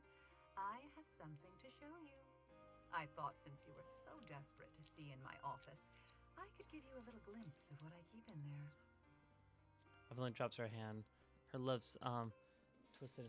If you're not interested, however, I'm sure your American friend would be eager to join me. My blood freezes. I want to hit her. I want to scream at her. I'm not sure if it's fear or the curse that just placed on me and keeps me rooted. I can't even look at her. And she knows she's won, as she always has. I can feel her eyes on me. The moment passes, and we're on the... Now come with me, dear. Come on, I gotta go. I have something to show you. Fucking cool. We're gonna where we're heading out of the couple minutes. The forest. If she's taking me in there, then this could be it. Ah, here we are. I look back at the house for what I hope it wasn't the last time. What's going on if Tara wakes up and can't find me? What if she never... Tara. I mutter her name underneath my breath. Some dumb childish part of... She's not here. What was that, dear? Nothing. I ought to thank your friend. She's made motivating you so much easier. It's nice to see you caring about someone other than yourself for once. I'd almost think you were finally growing up, if you weren't so stubbornly holding on to your teenage rebelliousness. I mean, that's still... I don't even say anything. I gave my 1, 2 breathing. She pays me. Goddamn. We walked in the forest. Past the initial tree line into its depths. At least I know where we are. Or I thought we did. As we keep on walking, I realize I don't know where we are at all. I don't recognize any of this. The trees are different. They aren't the ones I know. They aren't even the ones I saw when we started walking. I walked on this path dozens of times. There's no way I'm making a mistake. The branches out there are the sun than usual, and it's out. I can hear the creaking of the old wood of the darkness. It almost sounds like the trees are moving. I've never seen the forest behave like this. I've never seen anything behave like this. As we walk, Evelyn turning her head and glares at me, probably trying to see how scared I am. I don't even let my expression waver. I won't let her in.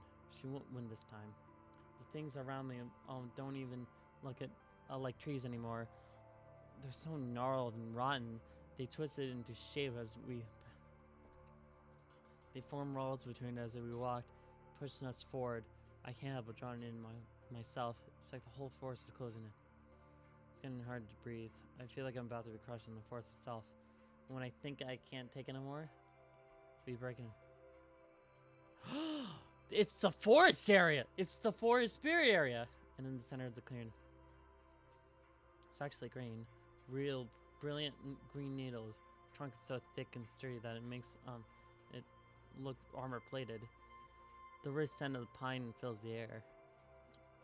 The shadows around us are kept in bay by a shimmering gold light. I can breathe again. Crisp, clear air fills my lungs. Awful sensation of the twisted forest are all but forgotten. Oh my god. I reach my hand out, but only reach. Something inside me tells me that I'm not supposed to touch it. That I'm not even supposed to be. What is this? She ignores me, or at least I think she does. I turn around and look at her. I'm too transfixed on the trees behind me. I don't know how long I stand there staring. But after some time, I notice the air around me change. My limbs begin. When I look back at Evelyn, she's glowing, and and she's smiling. You were so peaceful, so calm. I can't remember another time when you were so relaxed. I hate to interrupt it. Really, I do. But I only have so much time to spend here. Do understand? She walks towards. That's when I see the knife in her hand. I try to open my mouth to speak. I try to move my arms in front of her. I can't. Completely still. Impulse crash against her. Even muscles in my body is frozen. This forest spirit. It's so young.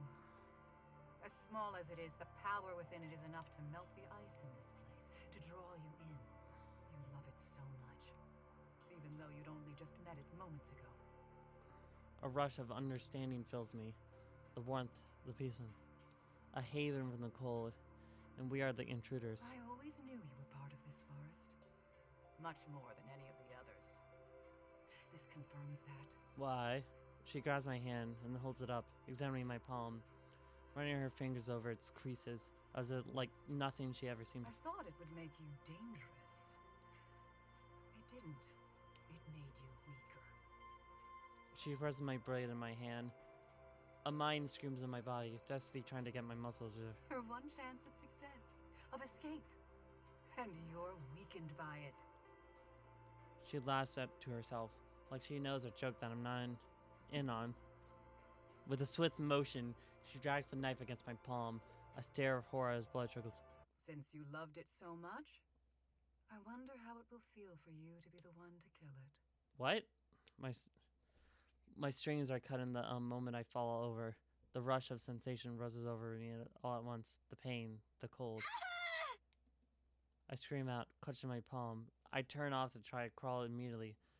My instincts shout at me as I fall on my knees over and over. Get up. But it's too late. Everyone grabs my wrist so hard I feel like the bones are about to break. And she swings at me about to press. My blood pumps. Before I can rip my hand away, I feel a voice.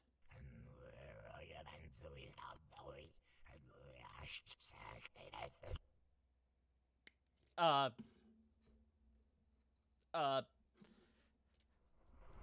chest, and more I can hold the words back, I cover my mouth. But it's too late. An expansive silence of the air, a hideous groaning. It's the spirit. Blackness moves up against a shiny green needle. A calming aura disappears completely. Pain. It's pain. I fall on my knees as the trunk begins to twist into itself. Bits of bark falling into the snow. The rotting blackness creeps into the roots. And the unsteady trunk begins to sway. The needles wither and die. My heart is filled with suffering. I start to crackling then. A black tar sweeping out of the bark. Smelled of death. Morgan screams in pain and terror as the ancestral before her is killed. It bursts into flames. No!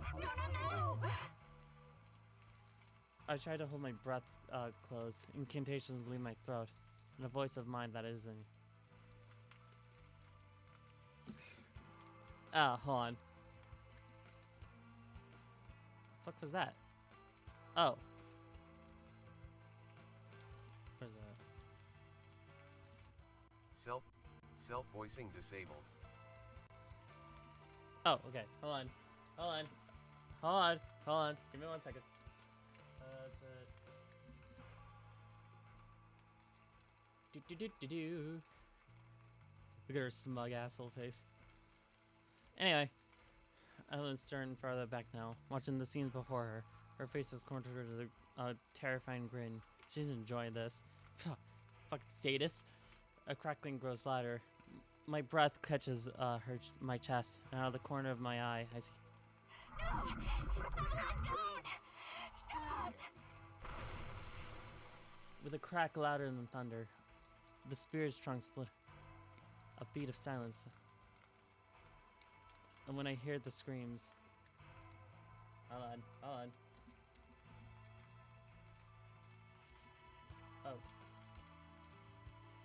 Oh. Self-voicing disabled. There it is. On. There we go.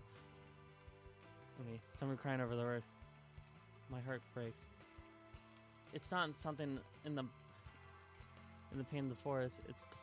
It is the forest. Somehow the trees around me are screaming now. I can barely hear myself around the streak of the vortex around me. I bow my head, still screaming, as the forest burns. Even the fire feels wrong. It's cold, freezing. Fire blooms around me and the shooting high above the tree line. In one giant blinding burst, the tree is gone. All that's left is a circle of scorched earth.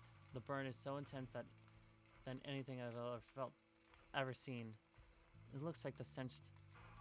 Somewhere in my heart, I know nothing will ever grow here again. The scream starts to fade. Take my hand. Thank you for being such a help, dear. God. Really. God damn. God damn, Evelyn. Could you at least have a little bit... some niceness? What are you, Ghibli villain? I swear to God. Morgan. Ah, damn it.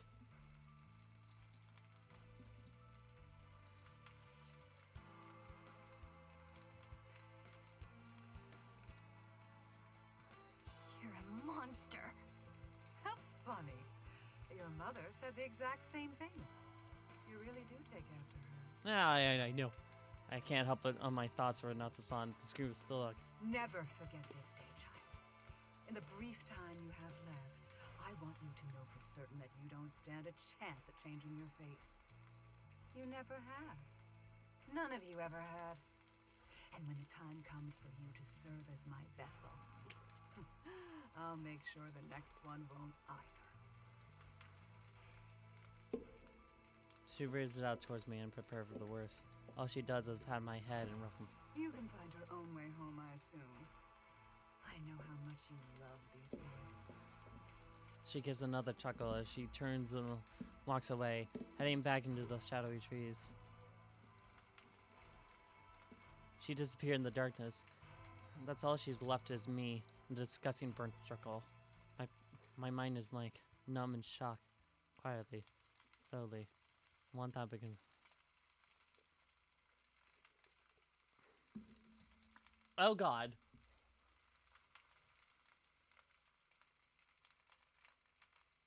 Damn it.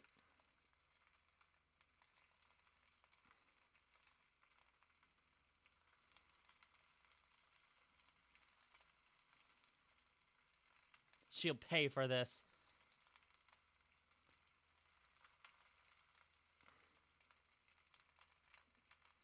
She tried to break me for years, over and over again. I never let her, and I'm going to let her undo it now. I don't care how powerful she is. I don't care what she did to Maddie. I'm going to pay. She's going to pay, and Tara and I are going to make sure of it. We'll destroy her, once and for all. We'll leave this place behind for good, together, and nothing's going to stop us. Oh, hell yeah. Preach it, girlfriend! I open the front door and Wade drags me and I prop myself in the doorknob, trying to catch my breath. I can't. Tara must have heard the door about the footsteps, still booming across the stairs. She doesn't follow. I'm surprised. Even the last few times, 5 times, she doesn't slam into the wall. I keep telling her to be careful, but I'm... Closing the door behind me, I finally managed to enter the kitchen and rounds the corner. Holy shit, you're okay. I thought when you didn't come home, I'm okay. Don't worry. It wasn't anything. I can't feel that. I can't seem to finish my sentence. My head is swimming, stumbling again. Let's go upstairs. You need some rest. Come on. Her voice is warm, quiet and reassuring. I can't believe it belongs to the same girl that spends her days yelling about how Loch Ness Monster. That's what I need right now. Thank you, Tara. Hey, that's what I'm here for. We're the dream team, remember? Aww. She flashes me another, very similar wide-mouthed goofy grin. I can tell she's trying to distract me from the fear and worry I can see in her eyes. She's never been hard to read. But by now, she's an open book. But at least she's gonna try. That counts. Come on, let's get up there. Tara holds my arm and steadily didn't go there. I hate being like this. I'm not supposed to be weak. I can't be weak. I ignore her and the shaking of my legs and force myself to stand on my own. Even if I'm just walking in the bed to sit down, it helps. You just sit here for a minute and relax, okay? I'll go make some coffee or something. I thought you didn't even know how to make coffee. That's where the or something comes in. The oars. It takes me a minute to realize what I'm laughing. Everything's gone now. Gone wrong. But I'm laughing. Every time I start to lose hope, she makes me happy. She's smiling again. It's genuine this time. I guess I'll take the risk. Thank you, Tara. I'm not good with words. I want to kiss her, but to thank her genuinely. It's not the right time. I kiss her. Tara hesitates, staring at Morgan blankly. Her eyebrows knit together. She doesn't say anything, but just turns to head to the kitchen. Maybe that was a mistake. I don't know what it was. A whirlpool of panic hits my brain, and in inches he leaves. It threatens me. Oh my god, there's the cat. It threatens to overcome me, crashing over my head. As a whole, my deep in the abyss. My breathing runs ragged. I close my eyes, kind of in the 100 to 100 as I have done it so many times before. But it's not enough. The forest, Maddie, Evelyn, Tara. I try to raise my head above the clouds, but I can't do this. After everything with Maddie and Evelyn, Tara shouldn't have had to deal with my problems too. Neither of us has the time to deal with all the feelings. I know we're not on talking about. If I'm a bigger part of the picture than Maddie, I know that what's going to lead to. I hold it in. I'll be fine. I shake my head so much harder than the lion of myself than I used to be. Those happy cells have helped me with the mess in my head. Tara slips back into the room with 2 mugs that I'm supposed to be what I think is supposed to be coffee. The smell of coffee makes me feel calm, but right now it makes me feel sick. Here we go. If the caffeine in this doesn't wake you up, then at least the taste will. As long as it doesn't kill me. No promises. No promises. I bring my mug into my lip and taste it carefully. It's not bad, or I'm just desperate. Either way, I keep drinking it. So, what happened out there? Did she hurt you? No, but a forest tree did. Not really. She just went on about how I can't do anything to her. It wasn't anything serious. Bullshit. She called her out just on her shit. I wanted to tell her not to worry, but I can't. Evelyn's laughter rattles around my head. I place the already empty mug of coffee on my desk. I hear Tara's sharp intake of breath behind me, and as I spin around, my heart's racing. The fear and worry reflects on her eyes as she gazes, flits between my face and my hand. I tuck down on my own palm, still bleeding gently. It throbs down and I'm looking at it, but everything that happened, I forgot about it. She reaches forward and holds my hand between her own, applying a gentle pressure to it. Her concern is more than I can handle. I can't lie to her. I'm sorry, Tara. We've already got so much to worry about. I didn't want to give you more. I want to look out for you, Morgan. I can take it. Plus, sit silent as we feel like an eternity. Ever since as I try to inform falls apart, the moment I open my mouth, the screaming echoes in my head. But eventually, I do it. And then I couldn't stop. I was killing it. Towards my head, staying quiet as I continue talking. I feel my eyes stinging in the moment I speak, but I have to hold it together. It was burning. It was burning and dying. It was like the entire forest felt it. I couldn't stop the magic no matter what I did. And after everything was said and done, Evelyn, I feel the tightness of my chest. I haven't spoken like this before to anyone, not even to Gelidora. She told me my real mother was just like me. Oh, so she was right. She was a body snatcher.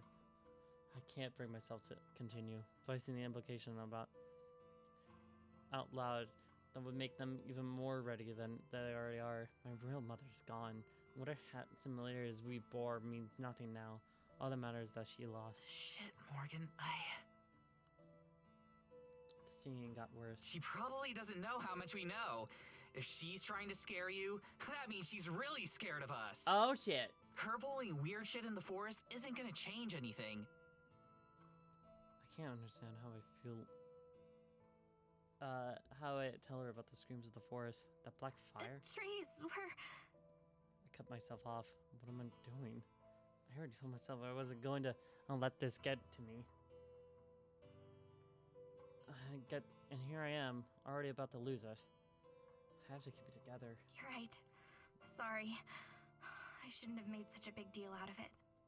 Hey, that's not what I meant. I want to hear what you have to say.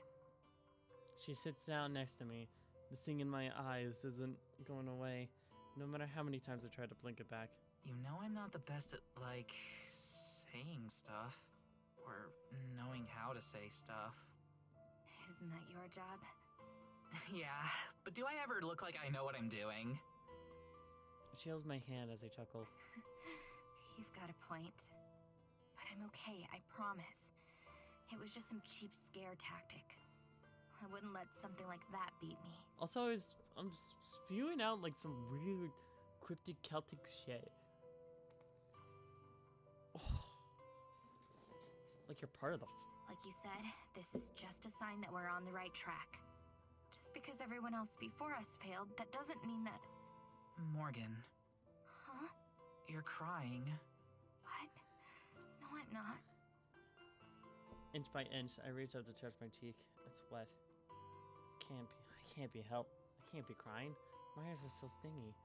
I've been holding it back. It's okay. You can cry. I told you, I'm not... My voice cuts off as I choke sob. I'm not... Tears flow down my face for the first time in years. Each one burns my skin like a tiny painful reminder of how pathetic I'm being.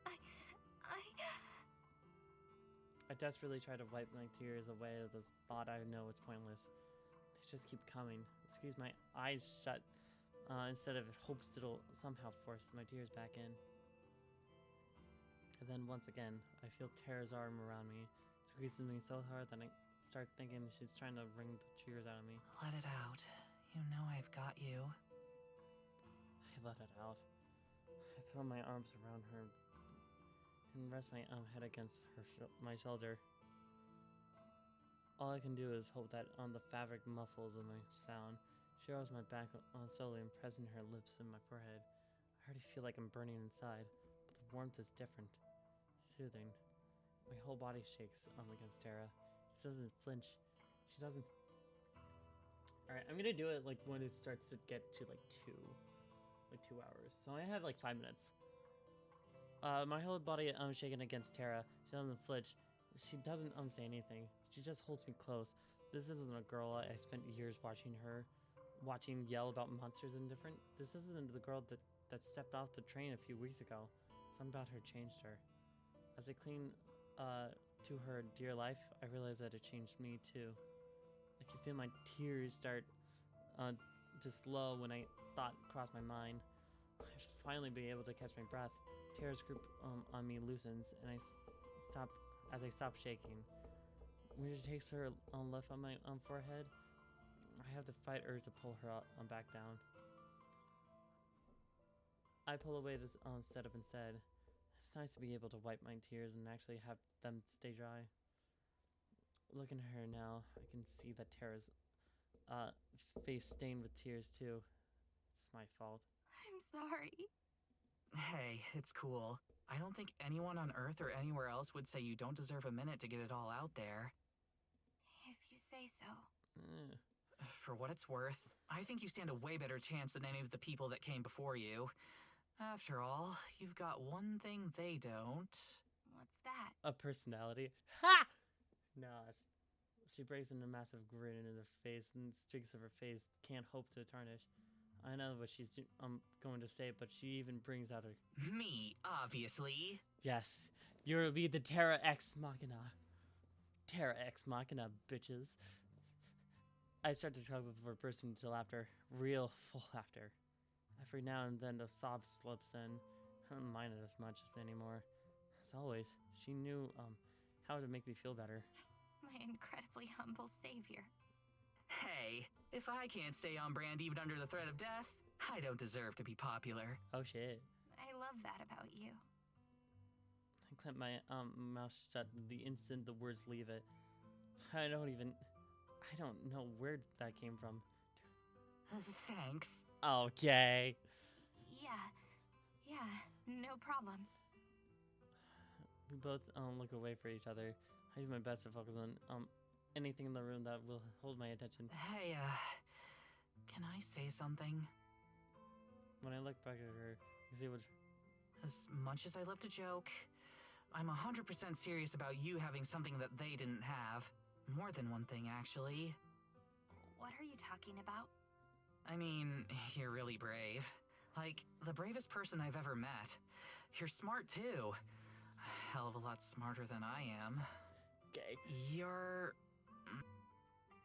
She scrunches up her face in the cute way I always do, is trying to figure out what to say next, which means I've seen a lot of it. You're all the things that I act like I am. You're smart, you're brave, you're strong. You're not afraid to fight back against bullshit. You're beautiful, you're capable. You've been through a ton of bad shit all your life, and you're still fighting, even against things nobody else out there believes. I spend nearly every day of my life thinking about the strangest things in the world, and I still couldn't have imagined someone like you really existing.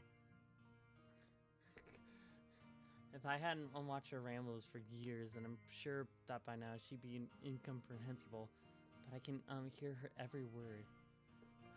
And I can feel my heart beating faster. And you're just really awesome and fun to be around, and being here with you is one of the best things that's ever happened to me, and I don't want this to end, and You're in love with me. I'm in love with you! Aw, so gay, so gay. Everyone's... Wait, did I just... And we both sit in sudden silence. I tried to tell myself I don't know where that came from. Another lie? I've known for a while now, and would know that I... Look, I'm really sorry. I know we agreed from the start that we wouldn't catch feelings. I swear I've never had this happen before. She's a mess. And she's a mess I'm in love with. Ah! Oh, I can't handle Miss Yuri! Ah! I get if you're upset, and I'm sorry for bringing this up now while we've still got this other shit going on.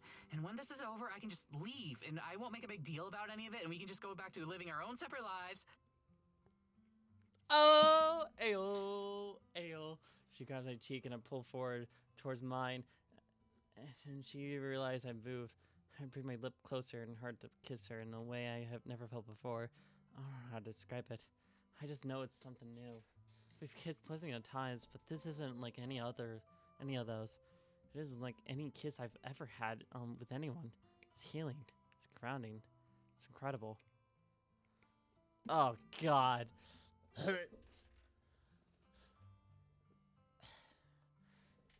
Candy out of the urine. Anyway, don't mind me. I'm just gonna save the little look here and put it right here. Don't mind me. It's just I wasn't saving a picture so that I can use as a that I wasn't gonna use for my my thumbnail. No, I wasn't going to. Just take some minutes to kiss it back hard. She grabs me again, and I can feel her hands moving around the length of my body. It's like it's just moving. I realize in the back of my mind that it's the first time we've had a kiss this deep without one of us putting their tongue in the other one's mouth. I'd laugh if I didn't have the most important thing to do. We do have to stop to breathe eventually. All we do is blow hot air into each other's faces for a split second before coming back together. This is too good to let it out. One of us is crying, and it better not be me. It's both of you guys. God damn.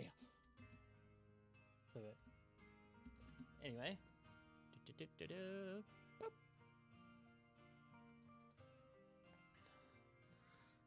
We grasp the we break the gas for air. I love you too, obviously.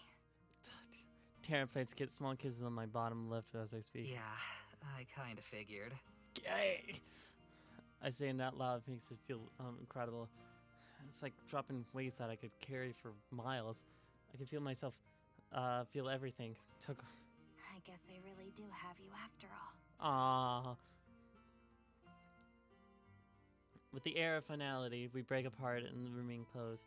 Presses her forehead to mine and nuzzles Tara's blushing hard while looking determined. I'm not going to let her hurt you. I promise. I know. We're gonna beat this thing, Morgan. We're gonna kick Evelyn's ass, and we're gonna save my best friend. And when we leave the shitty village behind for good, I want you to come with us. Yeah, of course. Really? I mean, I didn't mean to make your hometown shitty. I mean, this place is shitty. I'm still not able to match her level of confidence. I love her, but that doesn't magically guarantee things will be okay. I keep trying to get there, though. So, what does this make us? What do you mean? Are we, like, dating? Or... She was my head in her neck and smiles awkwardly. I mean, it's been a while since I've done something like this, and this isn't exactly a normal dating scenario. I know what she's trying to say. We don't know what's going around the new corner yet. I don't know. Not that it's anything against you, of course. When this clears over, you guys go on a date, alright? Okay, when this clears over, you guys should probably just go on a date. I feel like that's the best course of action. I love you a lot. I don't doubt that for a second. When this fixes and we're all in a happy ending, then we could probably go on a date. Deal? Deal. Alright, love you too, babe. But I don't know if I can put a name on that love right now. Not with everything else we're dealing with. Deal. That's fair. And here I always thought fighting an ancient evil monster would be the perfect setting for asking someone out. Second. She doesn't sound mad. That's a good sign. Maybe, if everything turns out okay, we could give it a shot. Putting a name on it, I mean. She cranes her neck towards me and kisses my cheek. Saving it for after we kick some ass, huh? I can dig it. So, what does that make us? For right now, I mean. Benefits? Can we just be people who love each other? Stay friends, the way we are right now, but in love. Just say you guys are lovers, and then you just, like... When this finish, you guys can just make out and have sex and, you know, go on a date, a proper date, honestly. Yeah, I think I can do that. I do have one question, though. Shoot. Can we kiss more often now? That works for me. Yeah! I already know she's about to kiss me, but I beat her there. My lips meet hers on the way out. Her squeak melts. I'm still afraid, but I'm still uncertain. But this helps. She helps. Thank you, Tara, for everything. Alright, we're gonna end this right here. With Maddie. It's been weird. We're gonna end this right here. Oh boy. What do we have? Like, some time now? We're gonna get through this. I promise we can do this. Let's do it. Hold on. Gonna put on my mask already. Alright. This about does it. This is where we kind of end the video right here.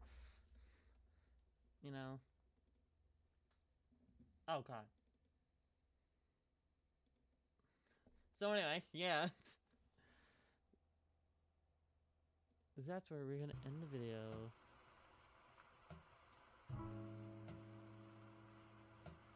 So anyway, that was a lot of Yuri that I did not expect. And also very sadness. And also there's a possibility that we're not, that Maddie is not gonna become a human again. So is Abigail. Who knows? Maybe they'll get back. Anyway, happy ending. I don't know. Not a prophet. So anyway, that was, so anyway, what do you guys think? It was a lot of fun. I know I enjoyed it a little bit.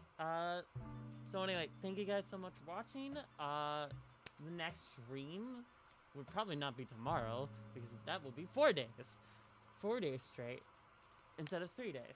So I'm probably going to cut back for a little bit until on Sunday. That's the most likely candidate. And I will play I will play Pokemon, Legends EA, or I will play, or play Fortnite. I can do both. I can theoretically do both. So anyway, thank you guys so much for watching. I hope you enjoyed this video as much as I do. Don't forget to follow me or subscribe to my channel and Marisol on both of them. And I hope I see you in the next video. Take care, everyone.